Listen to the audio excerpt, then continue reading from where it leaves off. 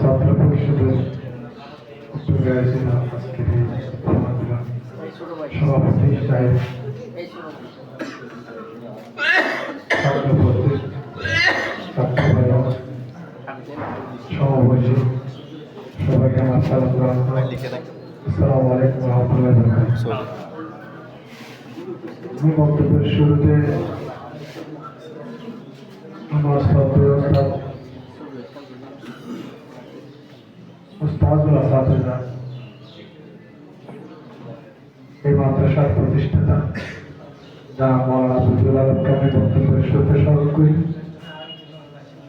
আরো একটা খুশির খবর, এই মাদ্রাসার শুরু লগ্নে একেবারে আলিফ থেকে শুরু করে যে শিক্ষক ছিল তারা আজকে আমাদের মঞ্চে উপস্থিত হয়ে আমি নিজে অত্যন্ত আনন্দ ভোগ করতেছি। হুজুর এই চারজন, মাওলানা রফিক সাহেব আর রিদওয়ান হুজুর, তাইলে হারুন হুজুর, মাস্টার জালাল সাহেব, একদম শুরু লগ্নে, একদম শুরু লগ্নে শিক্ষক খাতা বিষয়ে এখানে পাঠদান।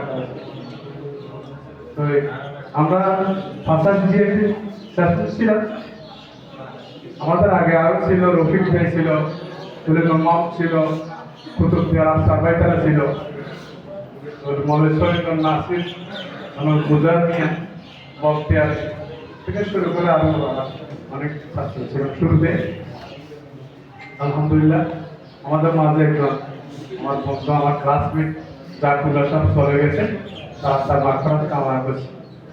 বক্তব্যের সময় আমি একটু কথা বলি। এই সংগঠন যার যোগ্যতা আছে তাকে সংগঠনের দায়িত্ব দিতে হবে। যারা বারবার এখান থেকে মারা করে ওদের এগুলো বলিয়ে না, এগুলোর থেকে ভিতর থেকে আমাদের শিক্ষা নিতে হবে। যারা ব্যর্থ হয়েছে সংগঠনের, এটা কিন্তু আলোচনা করতে সমালোচনা না, আলোচনা, পর্যালোচনা, সমালোচনা, তিনটা। আমি কিন্তু আলোচনা করতেছি, সমালোচনা। আলোচনা করলে আমার কি ভুলটা ধরতে পারবো। তো একটা কথা যে আমরা এখানে আমাদের শিক্ষকের সময় বয়সী হয়ে গেছে, এখন শিক্ষক আছে কিন্তু তাদের পর্যায়ে আমরা চলে গেছি, কাছাকাছি চলে গেছি। দেখেন আমাদের শিক্ষক এখানে আছে, আজকে মনটা একদম উৎফুল্ল লাগছে, ভালো লাগছে। এখন কথা হচ্ছে ছাত্র পরিষদ তারা অনেক কষ্ট করছে, এর আগে কষ্ট করছে। শহীদুল্লাহ বলছে না, কয়েকবার মসজিদের মধ্যে আমরা এইভাবে মিটিং করছি, 5 আগস্টের পরে না আমরা মুক্ত হয়েছি, এগুলো আমরা মুক্ত ছিলাম। আর মাদ্রাসা থেকে ধরে থাকার জন্য অনেক চেষ্টা করছি, কিন্তু ভাই এখানে পরিশ্রম না করে কোনো লোক নাই। বেলা থেকে শুরু করে সবাই আমরা কি লাঞ্ছিত, সবাই আমরা বঞ্চিত।